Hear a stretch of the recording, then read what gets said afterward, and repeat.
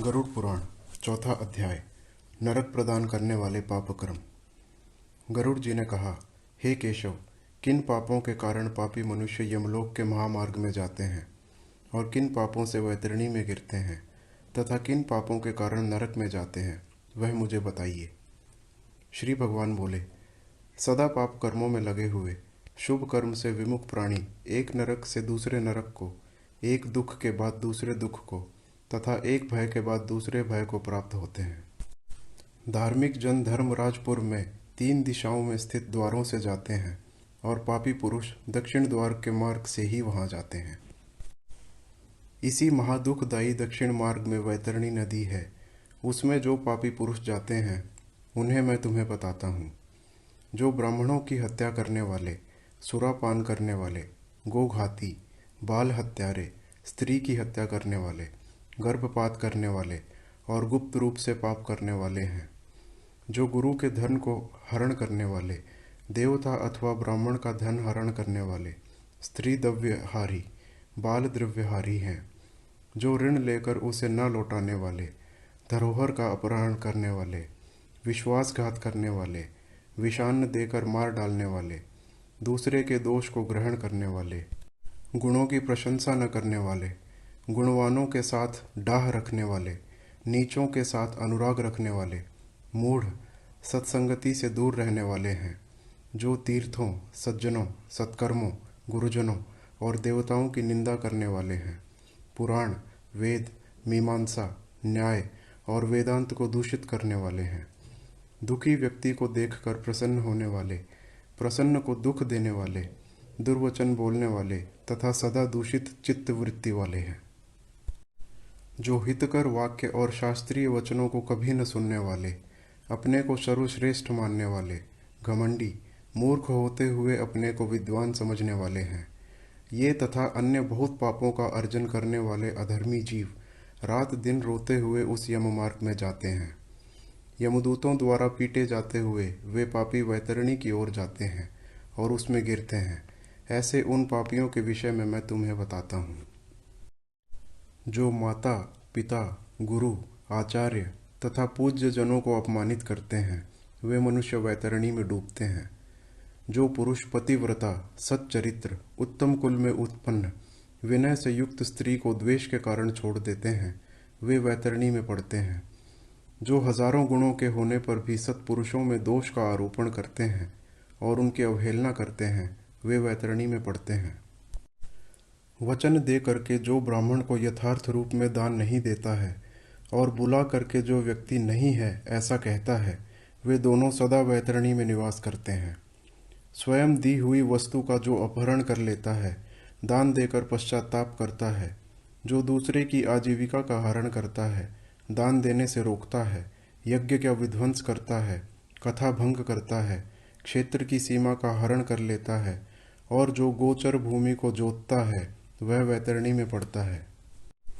ब्राह्मण होकर रस विक्रय करने वाला, वृषली का पति, वेद प्रतिपादित यज्ञ के अतिरिक्त अपने लिए पशुओं की हत्या करने वाला, ब्रह्म कर्म से च्युत, मांस भोजी, मद्य पीने वाला, उच्छृंखल स्वभाव वाला, शास्त्र के अध्ययन से रहित, वेद पढ़ने वाला शूद्र, कपिला का दूध पीने वाला शूद्र, यज्ञोपवीत धारण करने वाला शूद्र, ब्राह्मणी का पति बनने वाला शूद्र, राजमहिषी के साथ व्यभिचार करने वाला, पराई स्त्री का अपहरण करने वाला, कन्या के साथ कामाचार की इच्छा रखने वाला तथा जो सतीत्व नष्ट करने वाला है, ये सभी तथा इसी प्रकार और भी बहुत निषिद्धाचरण करने में उत्सुक तथा शास्त्र विहित कर्मों को त्यागने वाले वे मूढ़ जन वैतरणी में गिरते हैं। सभी मार्गों को पार करके पापी यम के भवन में पहुँचते हैं और पुनः यम की आज्ञा से आकर दूत लोग उन्हें वैतरणी में फेंक देते हैं। हे खगराज, यह वैतरणी नदी कष्ट प्रदान करने वाले सभी प्रमुख नरकों में भी सर्वाधिक कष्टप्रद है। इसीलिए यमदूत पापियों को उस वैतरणी में फेंकते हैं। जिसने अपने जीवन काल में कृष्णा गौ का दान नहीं किया अथवा मृत्यु के पश्चात जिसके उद्देश्य से बांधवों द्वारा कृष्णा गौ नहीं दी गई तथा जिसने अपने और्ध्वदैहिक क्रिया नहीं कर ली या जिसके उद्देश्य से और्ध्वदैहिक क्रिया नहीं की गई हो, वे वैतरणी में महान दुख भोग करके वैतरणी तट स्थित शाल्मली वृक्ष में जाते हैं। जो झूठी गवाही देने वाले, धर्म पालन का ढोंग करने वाले, छल से धन का अर्जन करने वाले, चोरी द्वारा आजीविका चलाने वाले, अत्यधिक वृक्षों को काटने वाले, वन और वाटिका को नष्ट करने वाले, व्रत और तीर्थ का परित्याग करने वाले, विधवा के शील को नष्ट करने वाले हैं। जो स्त्री अपने पति को दोष लगाकर पर पुरुष में आसक्त होने वाली है, ये सभी और इस प्रकार के अन्य पापी भी शाल्मली वृक्ष द्वारा बहुत ताड़ना प्राप्त करते हैं। पीटने से नीचे गिरे हुए उन पापियों को यमदूत नरकों में फेंकते हैं। उन नरकों में जो पापी गिरते हैं उनके विषय में मैं तुम्हें बतलाता हूँ। वेद की निंदा करने वाले नास्तिक, मर्यादा का उल्लंघन करने वाले, कंजूस, विषयों में डूबे रहने वाले, दंभी तथा कृतघ्न मनुष्य निश्चय ही नरकों में गिरते हैं। जो कुआं, तालाब, बावली, देवालय तथा सार्वजनिक स्थान, धर्मशाला आदि को नष्ट करते हैं, वे निश्चय ही नरक में जाते हैं। स्त्रियों, छोटे बच्चों, नौकरों और श्रेष्ठ जन को छोड़कर एवं पितरों और देवताओं की पूजा का परित्याग करके जो भोजन करते हैं, वे नरकगामी होते हैं। जो मार्गों को कीलों से, पुलों से, लकड़ियों से तथा पत्थरों एवं कांटों से रोकते हैं, निश्चय ही वे नरकगामी होते हैं।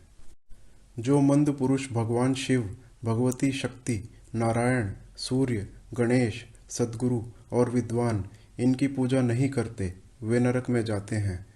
दासी को अपनी शैया पर आरोपित करने से ब्राह्मण अधोगति को प्राप्त होता है, और शूद्रा में संतान उक्त करने से वह ब्राह्मणत्व से ही च्युत हो जाता है। वह ब्राह्मणाधम कभी भी नमस्कार के योग्य नहीं होता। जो मूर्ख ऐसे ब्राह्मण की पूजा करते हैं, वे नरकगामी होते हैं। दूसरों के कलह से प्रसन्न होने वाले जो मनुष्य ब्राह्मणों के कलह तथा गौओं की लड़ाई को नहीं रुकवाते हैं, प्रत्युत ऐसा देखकर प्रसन्न होते हैं अथवा उसका समर्थन करते हैं, बढ़ावा देते हैं, वे अवश्य ही नरक में जाते हैं। जिसका कोई दूसरा शरण नहीं है, ऐसी पतिपरायणा स्त्री के ऋतुकाल की द्वेषवश उपेक्षा करने वाले निश्चित ही नरकगामी होते हैं। जो कामांध पुरुष रजस्वला स्त्री से गमन करते हैं अथवा पर्व के दिनों, अमावस्या, पूर्णिमा आदि में, जल में, दिन में तथा श्राद्ध के दिन कामुक होकर स्त्री संग करते हैं, वे नरकगामी होते हैं। जो अपने शरीर के मल को आग, जल, उपवन, मार्ग अथवा गौशाला में फेंकते हैं, वे निश्चित ही नरक में जाते हैं। जो हथियार बनाने वाले, बाण और धनुष का निर्माण करने वाले तथा इनका विक्रय करने वाले हैं, वे नरकगामी होते हैं। चमड़ा बेचने वाले वैश्य, केश का विक्रय करने वाली स्त्रियां तथा विष का विक्रय करने वाले, ये सभी नरक में जाते हैं। जो अनाथ के ऊपर कृपा नहीं करते हैं, सत्पुरुषों से द्वेष करते हैं और निरपराध को दंड देते हैं, वे नरकगामी होते हैं। आशा लगाकर घर पर आए हुए ब्राह्मणों और याचकों को पाक संपन्न रहने पर भी जो भोजन नहीं कराते, वे निश्चय ही नरक प्राप्त करने वाले होते हैं। जो सभी प्राणियों में विश्वास नहीं करते और उन पर दया नहीं करते तथा जो सभी प्राणियों के प्रति कुटिलता का व्यवहार करते हैं, वे निश्चय ही नरकगामी होते हैं।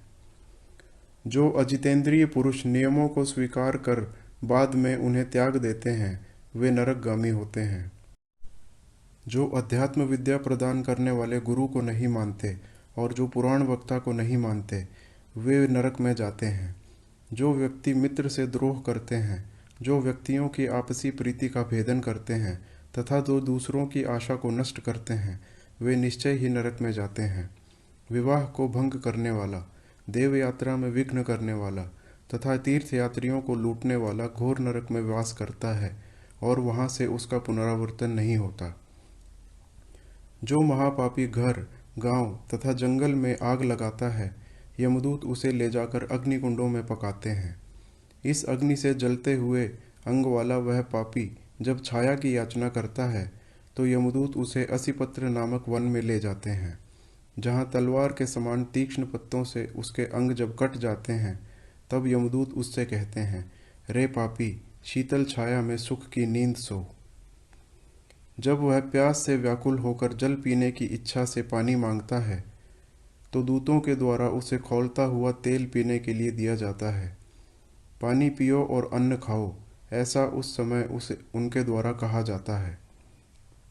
उस अति उष्ण तेल के पीते ही उसकी आंतें जल जाती हैं और वे गिर पड़ते हैं। किसी प्रकार पुनः उठकर अत्यंत दीन की भांति प्रलाप करते हैं। विवश होकर ऊर्ध्व श्वास लेते हुए वे कुछ कहने में भी समर्थ नहीं होते। हे ताक्षर्य, इस प्रकार की पापियों की बहुत सी यातनाएं बताई गई हैं। विस्तार पूर्वक इन्हें कहने की क्या आवश्यकता। इनके संबंध में सभी शास्त्रों में कहा गया है। इस प्रकार हजारों नर नारी नारकीय यातना को भोगते हुए प्रलय पर्यंत घोर नरकों में पकते रहते हैं।